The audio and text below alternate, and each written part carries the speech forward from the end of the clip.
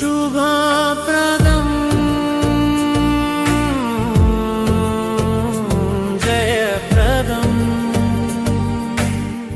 ప్రజాపాలన గాలికి వదిలేసి వాటాల కోసం పనిచేస్తున్న మంత్రులను బర్తరఫ్ చేయాలన్నారు బీఆర్ఎస్ సీనియర్ నేత ఆర్ఎస్ ప్రవీణ్. వాటాల పంపకాల్లో తేడాలు రావడంతో మంత్రుల మధ్య విభేదాలు భగ్గుమన్నాయన్నారు. మంత్రి కొండా సురేఖ కూతురు సుస్మిత చేసిన వ్యాఖ్యలపై సమగ్ర సిట్ విచారణ చేయాలని డిమాండ్ చేస్తున్న ఆర్ఎస్ ప్రవీణ్తో మా ప్రతినిధి Dilip face to face.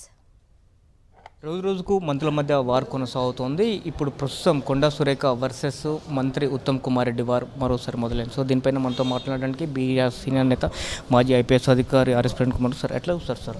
So Konda Surekha తన కారులోనే ఎవరైతే అభియోగం మోపుకున్నటువంటి వ్యక్తిని తన కారులో ఎక్కించుకొని వెళ్ళినటువంటి పరిస్థితి కనిపిస్తుంది. టాస్క్ ఫోర్స్ ఫోర్స్లను కూడా ప్రశ్నించిన పరిస్థితి, ఎఫ్ఐఆర్ కాపీ అయిన పరిస్థితి కనిపిస్తుంది. సో ఎట్లా చూస్తారు సార్? ఎఫ్ఐఆర్ చేసిండో లేదో కూడా తెలియదు. ఎఫ్ఐఆర్ కాపీ సంగతి దేవుడు ఎరుగు. ఎఫ్ఐఆర్ చేసిండో లేదో కూడా తెలియదు. ఈ పరిస్థితి చాలా ఘోరంగా ఉన్నది, బాధగా కూడా ఉన్నది. పోలీసులు నిందితుడు కళ్ళ ముందర ఉన్నా అతన్ని అరెస్ట్ చేయలేని పరిస్థితి, నిందితుడిని ప్రశ్నించలేని పరిస్థితి. మరి ఇంత అచేతనంగా ఇంత గొప్ప చరిత్ర ఉన్న తెలంగాణ పోలీసులు ప్రేక్షక పాత్ర వహిస్తున్నారు. మరి వెన్నెముక లేకుండా పడిపోయినారంటే చాలా బాధగా ఉంది. క్రితం చూస్తే మనం పొన్నం వర్సెస్ అడ్లూరి లక్ష్మణ్. సో ప్రస్తుతం ఏమో ఇటు కొండా సురేఖ వర్సెస్ ఉత్తమ్ కుమార్ రెడ్డి. సో ఏంటి సార్ ఎట్లా చూస్తారు? మంత్రుల మధ్య వార్ కొనసాగుతుందా లేదంటే అసలు ప్రజాపాలన కొనసాగుతుందా? యాక్చువల్గా వీళ్ళు మంత్రులు అని అనడానికే నాకు ఇబ్బందికరంగా ఉంది, టు బి వెరీ హానెస్ట్. వీళ్ళంతా మాఫియా. వీళ్ళు మాఫియా అంటే ఎక్కడో గుడారాలలో లేకపోతే జైలు ఏమంటారు అడవులలో తలదాచుకొని అక్కడ నుంచి పంచాయతీలు చేయాల్సిన వాళ్ళందరూ సడన్గా పైసలు గుమ్మరించి అబద్ధాలు చెప్పి అబద్ధాల హామీలు ఇచ్చి జనాలను మోసం చేసి అధికారంలోకి వచ్చిండ్రు. వచ్చి వాళ్ళు రోజు ఆఫీస్ అంత గొప్పగా కేసీఆర్ గారు ఎంతో దార్శనికత కట్టిన సెక్రటరియట్లో వాళ్ళ ఛాంబర్లలో కూర్చొని రోజు చేయాల్సింది ఏంది? ఏ ఫైలు సంతకం చేసినా ఈ ఫైల్ వల్ల ఎంతమంది ప్రజలకు లాభమైందని చూడాల్సిన మంత్రులు, మాఫియా వాళ్ళు మంత్రులు అయితే ఏమి చేస్తారు?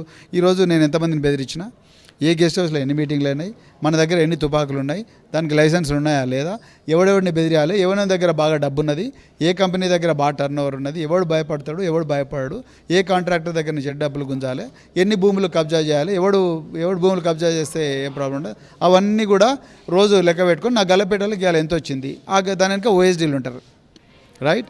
ఆ ఓఎస్డీలో వెనక కొంతమంది షావుకారులు ఉంటారు, వాళ్ళంతా డబ్బును దాచిపెడతా ఉంటారు, సర్క్యులేట్ చేస్తూ ఉంటారు. అంటే మనకు కనిపించే వాళ్ళు మంత్రులు, మంత్రులు వెనక ఇంకో చిన్న మాఫియా మంత్రులు ఉంటారు.